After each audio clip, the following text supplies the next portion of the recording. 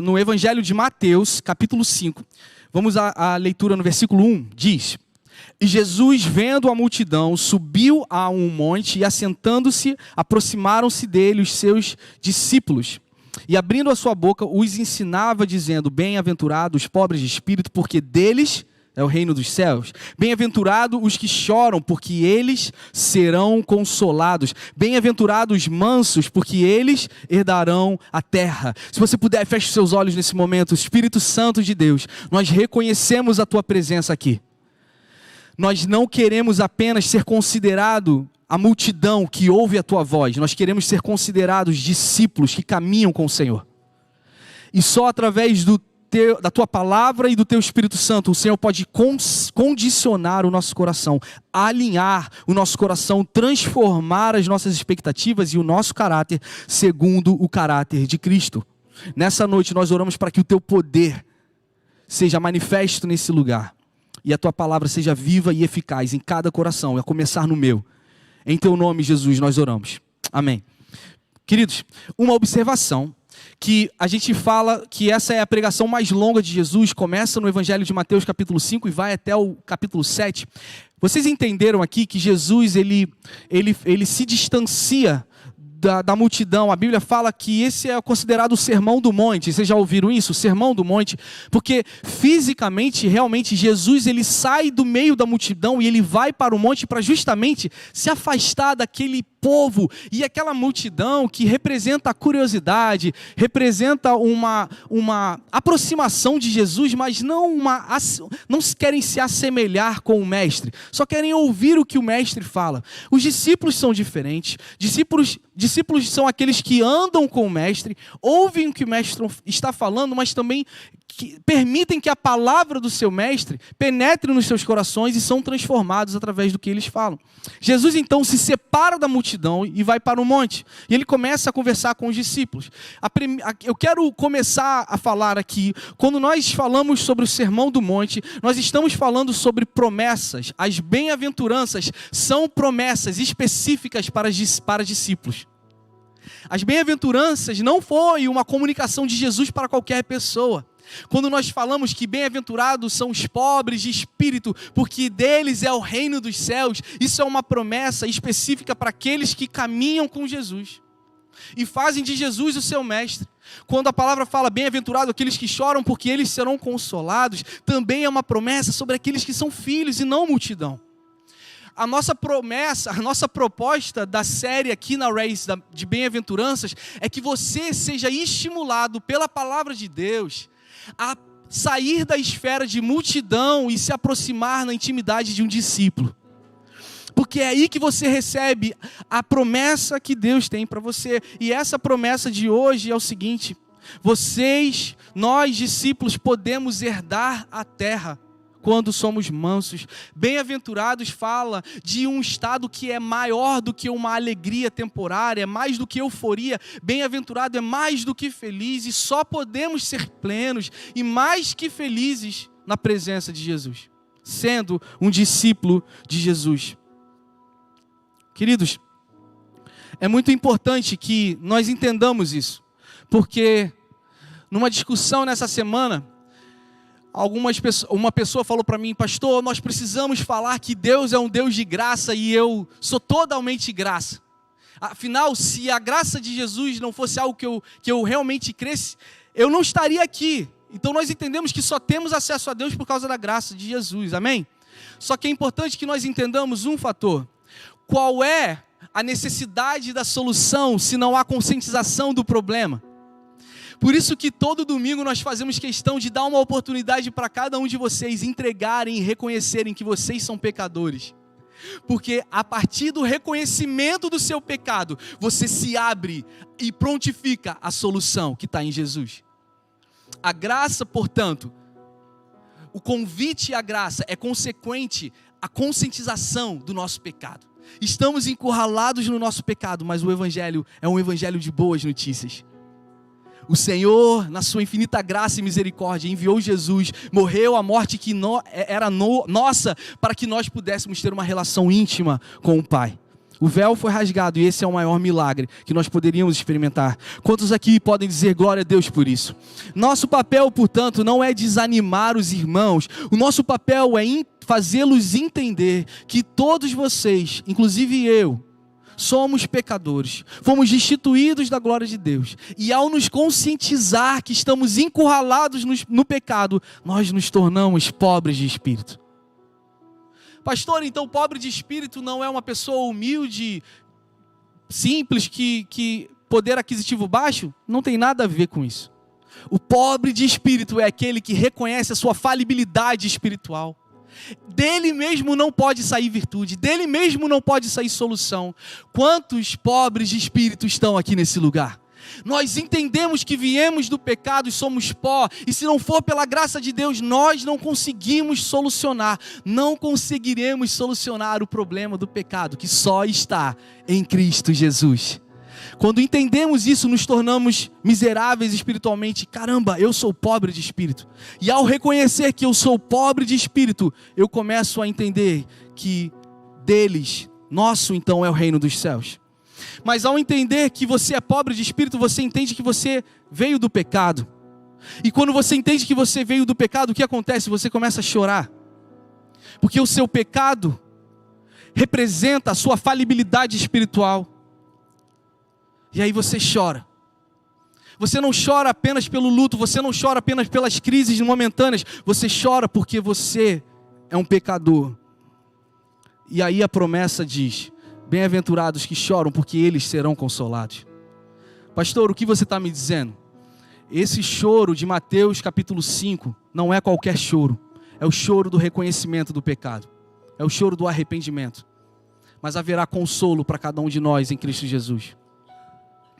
E aí quando choramos, somos consolados, Deus começa a nos ensinar e nos tornar mansos, como Ele é manso. Ou seja, pessoal, o que é ser manso? Como podemos ser mansos? A palavra fala, Mateus capítulo 5, bem-aventurados mansos, porque eles herdarão a terra. E aqui nós podemos ter uma percepção e uma interpretação que essa terra está num ponto de vista escatológico, ou seja, é no reino vindouro, no reino milenar, nós iremos reinar em glória com Cristo Jesus. Porém também entendemos que há uma aplicabilidade para o tempo de hoje. Os mansos herdarão a terra hoje, porque o manso é aquele que tem o poder sob domínio. O manso, segundo a perspectiva de Jesus, é aquele que tem uma autoridade não pelo grito, não pela força, não pela temperamento, não pela inteligência, mas pelo domínio próprio, pela gentileza, pela humildade. Nós podemos entender que a humildade de espírito do versículo 3 está associada à nossa relação com Deus. Nós somos fracos, mas a humildade da mansidão é uma relação eu e você. Entendeu a diferença?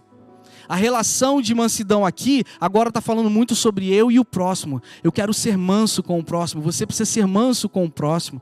Então, queridos, a Bíblia fala no livro de Provérbios, capítulo 16, diz o seguinte, versículo 32, melhor é o longânimo do que o valente, e o que governa o seu espírito do que o que toma uma cidade. Ser manso é ser dominado pelo Espírito Santo e fazer com que o seu temperamento seja dominado pelo Espírito Santo, seja condicionado pelo amor e pelo poder do Espírito Santo. Lloyd Jones, ele diz que a humanidade, ela age sobre uma ótica de que força está associada ao poder bélico, ao poder estrutural, financeiro, aquisitivo, de força humana, quando as escrituras são totalmente antagônicas a essa definição. E deixa eu te dizer qual foi a crise de Israel. Quando Jesus estava no sermão do monte, qual foi a crise do povo judeu? Esse cara não pode ser o Messias esperado. Esse cara não pode ser quem ele diz que é. Por quê? Porque havia no povo judeu uma expectativa de uma restauração socioeconômica, política, bélica do povo Israel sob o Império de Roma. Eles achavam que o Messias, ele tinha que vir num cavalo branco, com uma espada na mão e dizendo: Israel, o nosso tempo chegou, agora Roma vai cair. Mas Jesus vem com manso, com mansidão, com humildade, lavando pés de pessoas medíocres, que nem eram doutores. E isso quebrou o queixo de muito religioso, e continua quebrando o queixo de muito religioso até hoje. A mansidão, ela é influência. A mansidão, ela é um poder de dentro para fora. A mansidão só pode ser exercida pelo poder do Espírito Santo. Jesus frustrou as expectativas dos judeus, porque eles esperavam um Messias revolucionário, e de fato Jesus foi um Messias revolucionário, mas que mostrou mansidão ao morrer na cruz do Calvário. Ao invés de pegar uma espada e tomar por força o Império Romano, Jesus nos constrange, porque sendo Deus não teve usurpação ser igual a Deus, mas tomou a forma de servo, de tão manso que foi. Não apenas se reduziu à humanidade, encarnou entre nós, mas também aceitou a morte de cruz. Mas foi a mansidão de Jesus que fez o véu se rasgar. Enquanto Pedro, ali no Getsêmani, tira a espada, dizendo: eu aqui vou proteger o meu mestre. Jesus olha para ele e fala: você acha que eu não teria um poder bélico, com uma legião de anjos para proteger o meu corpo, proteger a minha mensagem, mas eu não preciso de guarda-costas? E até hoje o Senhor está nos ensinando: nós, igreja, cristãos, não somos o guarda-costas de Jesus. Nós repreenderemos aqueles que são anti-Deus, anti-evangelhos, com autoridade e mansidão. E mansidão não significa isenção de teologia, isenção da doutrina. Spurgeon diz que ser manso não é uma virtude, ser manso é a própria graça de Deus. É muito interessante analisar que mansidão é uma característica que a gente vai adquirindo ao longo da vida. Nossa igreja majoritariamente é de jovens profissionais, jovens adultos. Mas nós podemos ser jovens que somos moldados e inspirados pelo Espírito Santo de Deus. Que nós sejamos mansos como Jesus foi manso. Mansidão não é fraqueza, querido. Mansidão não é inércia. Mansidão também não é um temperamento. Não é no DNA. Muita gente fala assim: ele é muito mansinho, fleumático, menino. Mansidão não é ser fleumático, como eu falei. Tem muita gente que não grita, mas que está irado dentro do coração. Meu pai conta uma história que na igreja, não é uma história de igreja, ou é uma história que o pessoal vai contando, não sei se isso aconteceu de fato, mas aquele menino na frente da igreja que ficava pulando de cadeira em cadeira, e o pai: para de pular. E ele continuava pulando de cadeira em cadeira, e o pai falava: filho, para de pular. E o menino não obedecia e ficava pulando, fazendo uma bagunça, distraindo as pessoas. E o pai então vira para o menino e diz: obedeça, senta na cadeira e para de pular. O menino então senta na cadeira, rapidamente olha para o seu pai e diz: eu estou sentado nessa cadeira, mas por dentro eu ainda continuo pulando. E essa é a figura do cristão quando não é domado pela força do Espírito Santo. Qual é a proposta das bem-aventuranças? É que cada promessa que nós temos em Jesus, nós consigamos tocar e alcançar. Porém, entendamos uma coisa: que antes de uma promessa existe uma responsabilidade, um dever. Precisamos ser o que ainda não somos, antes de querer profetizar promessas.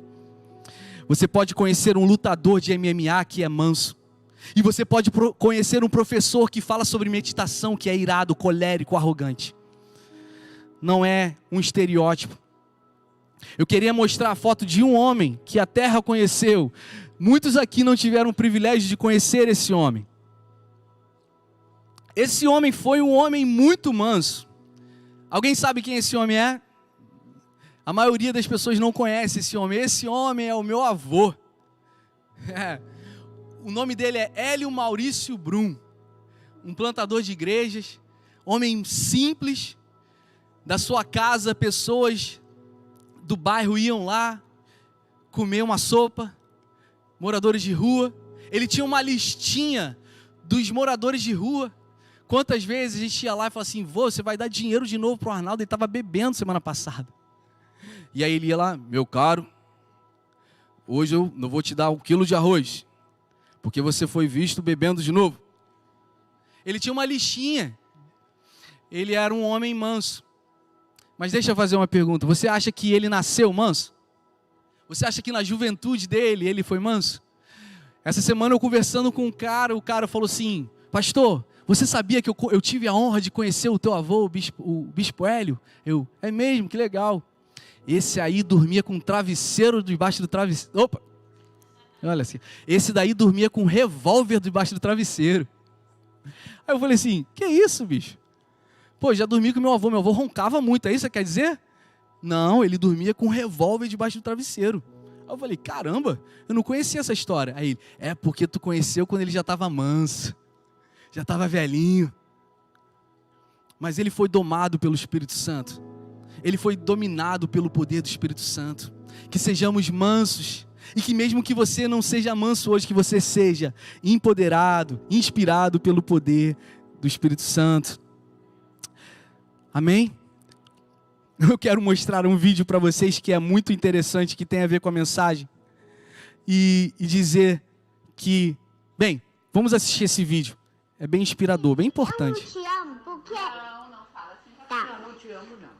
Tá, eu te amo sim, mas Alice, então, eu quero que você fique na minha casa. Então, eu deixo você brincar com as minhas bonecas. Mas, olha, eu não vou deixar você cabelar minha boneca. Porque você já cabelou várias bonecas, não vou deixar, tá bom?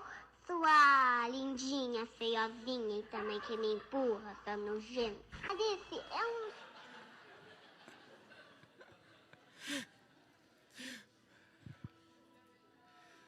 Alice, eu não te amo. Aí você ouve a voz da mãe: não fala assim. Não fala assim. Não, eu te amo, tá? Sua lindinha, nojenta. Isso é, quando Sabrina me mostrou esse vídeo, eu falei assim: cara, isso é muito... Não vou falar não, né? Mas isso representa muito a nossa projeção em disfarçar, mas no fundo a gente sente, mas se a gente pudesse realmente dizer o que a gente sentia, o que é ser mansidão? É não apenas não dizer o que eu sinto, mas é não sentir mais. Entendeu a ideia? Não é apenas a gente usar uma máscara. Calma aí, eu vou me conter porque afinal eu já estou com 40 anos de idade. Eu não vou dizer que ela é uma feiosa e uma horrível, né? Eu vou realmente não sentir isso em relação a ela. É aí que está. É muito interessante. Esse vídeo falou muito com o meu coração. Quantos aqui desejam ser tomados pelo poder do Espírito Santo? De verdade. Sabe, queridos, para que nós possamos encontrar felicidade, sermos bem-aventurados, não seja dominado pelo seu impulso carnal. Mesmo que ele seja tão efetivo e imediato, existe um poder que pode nos controlar. Eu quero dizer isso, que mansidão é poder sobre controle, ter o domínio próprio. Piper fala sobre isso. Algumas características e também benefícios daqueles que são mansos. Primeiro, você aprende a descansar em Deus. Alguém manso é aquele que descansa em Deus. E com muitos anos de pastor, e na verdade eu nem preciso de ter muitos anos de pastoreio, a gente percebe que cada vez mais nós entronizamos a força do nosso braço e cada vez mais andamos em ansiedade, cada vez mais ficamos extasiados, cansados, fadigados, porque nós entronizamos a força do nosso braço. E eu começo por mim mesmo, querido. Mas a mansidão tem uma característica de confiar e descansar no Senhor, sabe? Descansar no Senhor. Porque é só nele que você consegue encontrar confiança. Sabe, quando eu falo sobre descanso, presta atenção aqui, irmãos, quando eu falo sobre descansar em Deus, eu não estou falando sobre ser preguiçoso ou ser procrastinador, não é isso, querido. Eu estou falando sobre realmente saber que você tem um Deus, que Ele é contigo e Ele é por você. E olha aqui, não é adormecer a dor. Muitas pessoas estão adormecendo em Netflix, em pornografia, e elas estão escondendo os seus problemas e adormecendo. Mas adormecer anestesia a dor, porém não cura. Só a confiança em Deus faz você ser curado. Eu oro em nome de Jesus para que a nossa confiança seja maior que o nosso medo. Que a nossa confiança nele seja maior que o medo. A inquietação de controlar tudo pela nossa própria força deve, portanto, ser substituída pelo descanso do Senhor. O pastor Jonathan menciona sobre a construção da civilização, e que usavam os cavalos, e cavalos eram ou são animais selvagens, precisam ser domados. Você não constrói uma civilização com um cavalo que não foi domado. Você precisa domar, precisa treinar, precisa estar sobre o cavalo. E é muito interessante que nós entendamos que isso tem uma figura que ilustra muito a religiosidade. A religiosidade, ela quer pegar, ela quer forçar, ela quer impor, ela quer falar como tem que ser, e o Evangelho é diferente. O Evangelho quer ensinar, instruir e inspirar a que nós sejamos controlados pelo Espírito Santo, não apenas dominados à força. Porque a religiosidade, ela tem um efeito em curto prazo, ela realmente vai domar você por um tempo, mas isso não foi de coração. Vai ser que nem aquele menininho que senta na frente e fala: eu estou sentado, mas dentro de mim eu continuo pulando. Qual é a proposta da Race Church? Qual é a proposta dessa noite? É para que nós queiramos ser tocados e tomados pelo poder do Espírito Santo. Não forçados, mas queremos pedir a Ele conscientização, que precisamos. Por isso eu falei no início, como iremos pedir solução se não estamos conscientes da nossa problemática? O Evangelho, a igreja verdadeira não força, inspira e instrui através da palavra de Deus, porque controlar é diferente de conduzir. Nós precisamos ser conduzidos pelo Espírito Santo. Queridos, nós temos uma missão. Nós temos uma missão. Nós, aqueles que são pais aqui, pais, ou vocês que são futuros pais, entendam algo. Nosso papel como pai não é forçar os nossos filhos, embora tenhamos autoridade para fazer isso, mas é fazê-los pensar por que nós protegemos e falamos sim para certas coisas e não para outras coisas. Precisamos mostrar para os nossos filhos o que os nossos filhos devem ser ensinados sobre quão poderosos eles são em Cristo Jesus. O manso é alguém poderoso em Cristo Jesus. Bem-aventurado são os mansos, porque nós somos poderosos em Cristo Jesus. Mesmo que nós não queiramos gritar mais alto, não queremos ficar discutindo no Twitter, não queremos ficar discutindo quem está certo ou quem está errado. Nós entendemos que nossa perspectiva é uma perspectiva divina, e o nosso papel é de domínio independente do nosso grito. A igreja não pode ficar batendo boca com quem é contra a igreja. Nosso papel é amar, mesmo com aqueles que não pensam com aquilo que nós pensamos. Isso é um desafiador. Só fazemos isso pelo Espírito Santo de Deus. Quantos aqui precisam descansar no Senhor? De verdade. Você está cansado, nós estamos cansados de fazer pela nossa própria força. Mansidão se caracteriza no descanso. Saber que a autoridade de Deus faz você descansar. Mateus, no capítulo 11, versículo 28, tem uma declaração muito conhecida, que o próprio Jesus falou, e eu quero orar sobre você. Essa declaração diz o seguinte: venha a mim, vinde a mim. Vinde a mim todos vocês que estão cansados, vinde a mim todos vocês que estão sobrecarregados, e eu, Jesus, vos aliviarei. Tomai sobre vocês o meu jugo e aprendei de mim, porque eu sou manso e humilde de coração. Queridos, vocês estão aqui comigo. Por favor, preste atenção nisso. A palavra de Deus, o próprio Jesus está pedindo aqui, instruindo ao seu povo: aprendei de mim. Eu sou manso, eu sou humilde de coração. O véu não se rasgou com uma espada, o véu se rasgou com uma cruz. E só sobe em cruz quem é manso e humilde de coração, que está disposto a ir para o Getsemane, suar sangue, mas ouvir a voz do Pai. O mundo diz que mansidão é falência, e você precisa de espada, e você precisa de sangue na espada. A Bíblia não diz sobre isso. A Bíblia diz: ama o teu inimigo, dá a outra face, anda a segunda milha. Se alguém te pedir a capa, dá a túnica. Quantos creem nesse evangelho?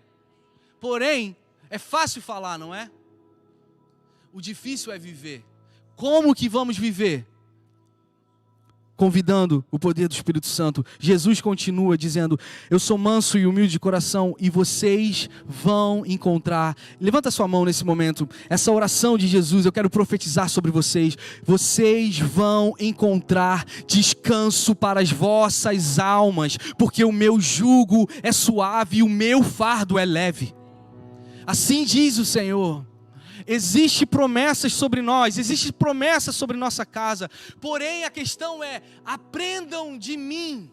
Jesus diz, não aprendam o que a mídia social diz, não aprendam o que o secularismo diz, não aprendam o que o relativismo diz, aprendam o que a palavra viva do Senhor diz. Aprendeu o quê? Repete aí, aprendeu o quê? Aprenda a ser manso, aprenda a ser humilde. Para quê? Para que a sua alma finalmente descanse. Você pode sair daqui essa noite, acabou, a palavra já foi dita. Deixa eu falar de novo.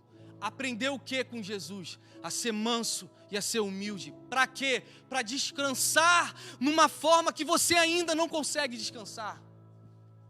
Aprendeu o que?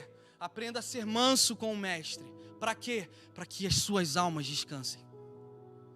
Aprendeu o quê? A ser humilde de coração. Para quê? Para que eu seja um bem-aventurado.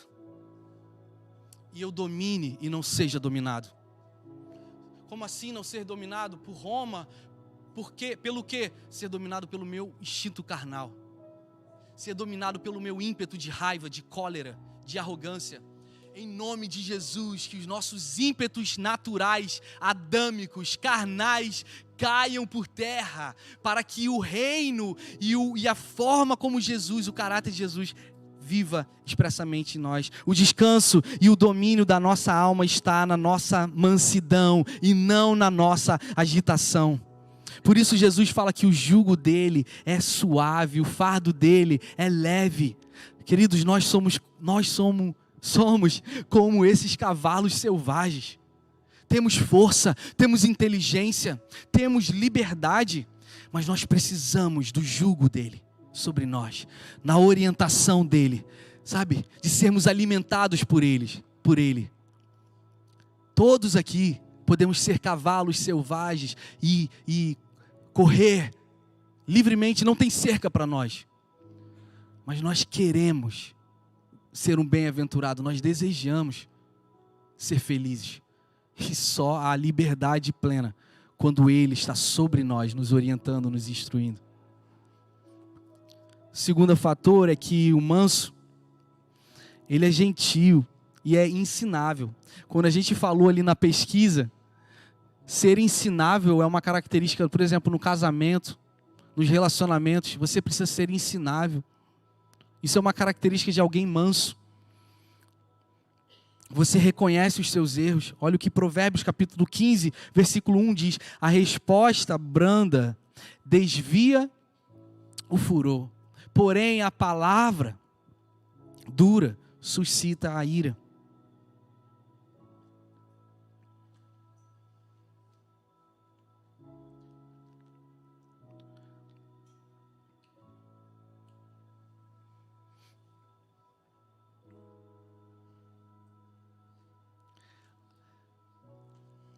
Eu acredito que gentileza é uma arma de guerra. Eu acredito também que oração, intercessão e adoração são armas de guerra. Mas eu acredito que existem algumas armas de guerra que a gente não usa como armas de guerra. Por exemplo, generosidade é uma arma de guerra. Outra arma de guerra é você ser gentil com alguém que não é gentil com você. Caramba, você quebra o diabo. O perdão é uma arma de guerra.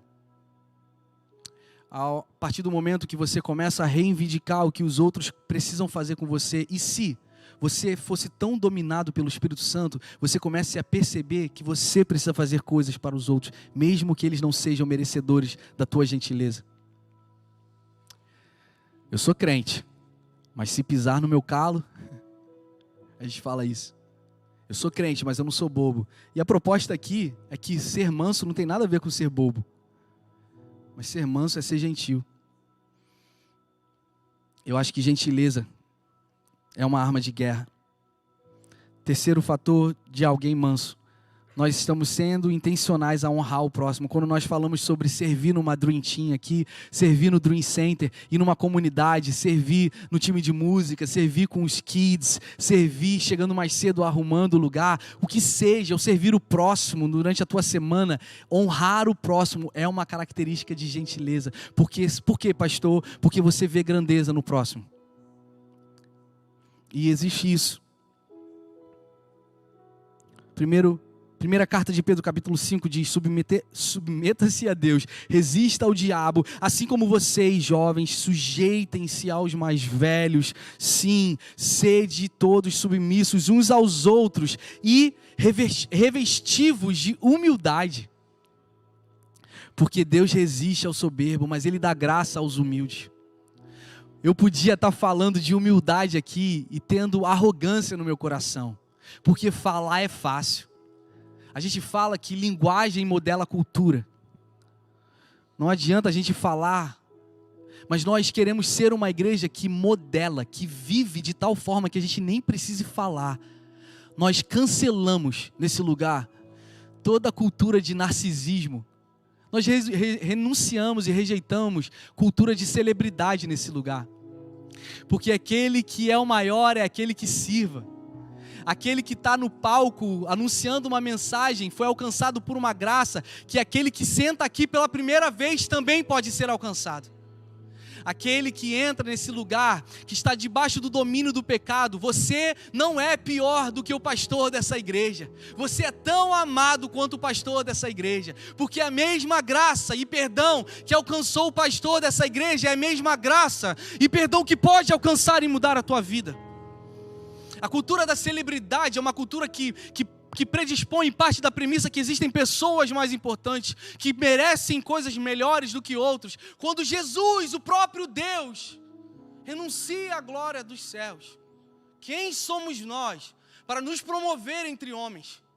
Eu podia falar sobre humildade e ter arrogância no meu coração. E essa cultura, infelizmente, em parte da igreja evangélica brasileira, é uma cultura que dissemina o evangelho, que traz mais separação e divisão do que agrega.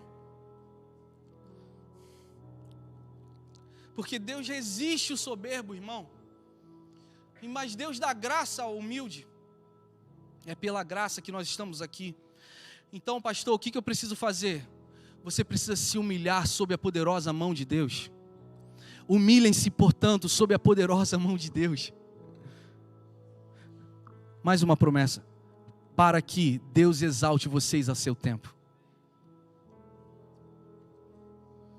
Toda bem-aventurança tem uma promessa, e toda promessa tem um requisito, e é o requisito que você precisa decorar. Seja manso.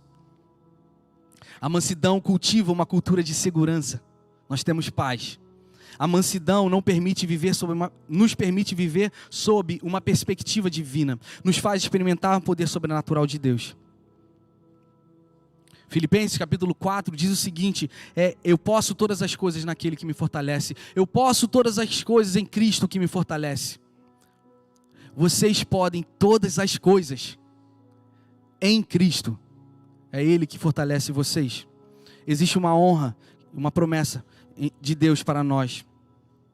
Para finalizar essa noite, eu quero contar uma história para vocês. Pessoal, vocês já ouviram na primeira parte da nossa série, nós falamos sobre Mefibosete. E o pai de Mefibosete era um cara chamado Jonatas. Deixa eu falar uma coisa aqui. Jonatas era filho do rei Saul. Se Saul era o rei de Israel, naturalmente, quem deveria ser o próximo rei de Israel? Jonatas. Jonatas deveria ocupar o trono. Muito interessante que você vê naquele tempo que Jonatas, ele era o herdeiro legal ao trono, mas ele reconhece em Davi o próximo rei.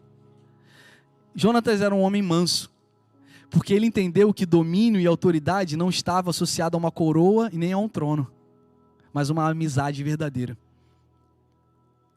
Por isso é que a gente quer cancelar qualquer cultura de celebridade na igreja, porque nós não entendemos grandeza segundo o evangelho como o mundo vê grandeza. Vocês estão aqui, irmãos? Mansidão tem a ver como nós respondemos, mas também tem a ver como nós percebemos o mundo. O que nos condiciona a ser como somos? Por que somos assim? Por que agimos assim? Porque a nossa perspectiva não é terrena, mas é divina. Irmão, o que faz um homem renunciar à própria coroa em prol de outra pessoa é algo absurdo, se não for Deus agindo. Jonatas é um verdadeiro rei, de verdade. No dia de hoje, pensa aqui, você tem direito a uma herança de muito valor, e você renuncia a essa herança e dá para outra pessoa, ou você tem direito a herdar uma empresa de multibilionária, ou o que seja, por muito menos a gente não dá para alguém.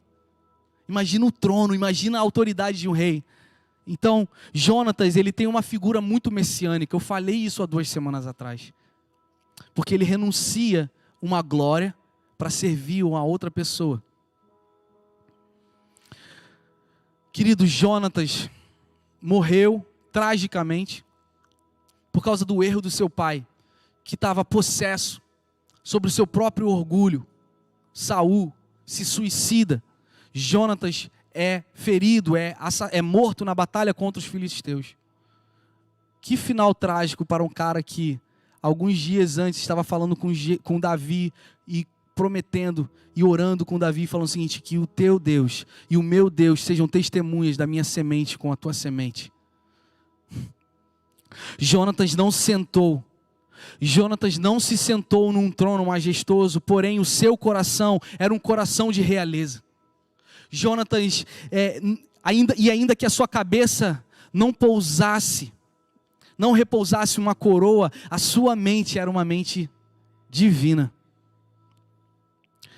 Mas deixa eu dizer, ele não morreu em vão, assim como Jesus não morreu em vão, assim como a tua oferta de mansidão e generosidade não é em vão, porque não existem reis Davis sem amigos reais como Jonatas, que é um verdadeiro rei. Por que Jonatas fez isso? Por que Jonatas, quando teve a oportunidade de matar a ameaça do seu trono, não matou o seu amigo? Porque ele iria perder, ele podia matar aquilo que ameaçava o seu império, o seu reinado. Por que ele se aliancia a um cara que ameaça o seu reino? Porque a perspectiva de Jonatas era divina. Ele não agia como a terra age. É assim que nós precisamos nos mover, agir e nos mover segundo os céus. Porque os mansos vivem sobre uma recompensa divina, descansam numa recompensa divina. Queridos, quem é manso? Como nós lemos em Mateus 11, Jesus, manso e humilde de coração. Pastor, qual é a premissa da mensagem hoje? Sejam mansos.